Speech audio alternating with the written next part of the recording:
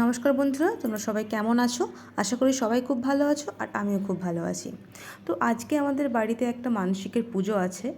তো এই মানসিকের পুজোটা মানে মানসিকটা অনেক দিন আগেকার মানসিক, মানে যেটা শুনলাম আর কি, অনেক দিন আগেকার মানসিক।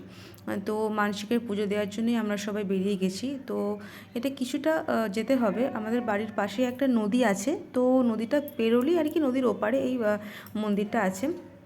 যদিও নদীর ওপারটাও একটা গ্রামের মধ্যেই, তবুও নদীটা পেরিয়ে যেতে হবে আর কি। তো যেতে যেতে দেখো কি সুন্দর দৃশ্যগুলো লাগছে, প্রাকৃতিক দৃশ্যটা। তো আমি কিছু ছবি টবি তুলে নিয়েছি।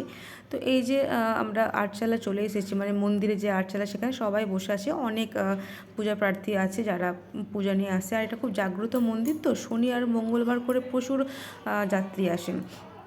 তো অনেকের পুজো দেওয়া হয়ে গেছে, পুজো দেওয়ার পর অনেকে মুড়ি টুড়ি খেয়ে নিচ্ছে। তো এই যে আমাদের এখন পুজো হতে একটু দেরি আছে, যেহেতু মানসিকের পুজোটা অনেকক্ষণ ধরেই হবে।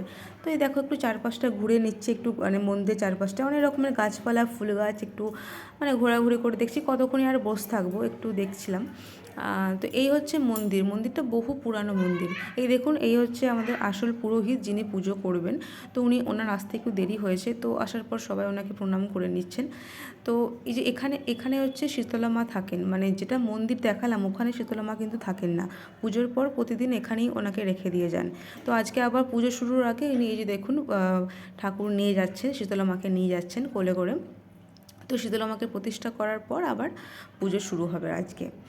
তো এই যে প্রায় পুজো শেষের দিকেই সবাই প্রসাদ নিয়ে দাঁড়িয়ে আছে। শেষের দিকে কেন বলছি, পুজো শেষই হয়ে গেছে, সবাই দাঁড়িয়ে আছে প্রসাদ নিয়ে। তো এই দেখুন, এই রাস্তা দিয়ে এসেছিলাম, এই কাঠের ব্রিজটা পেরিয়ে আবার গিয়েছিলাম, তো আবার ফিরে যাচ্ছে এই দিয়ে।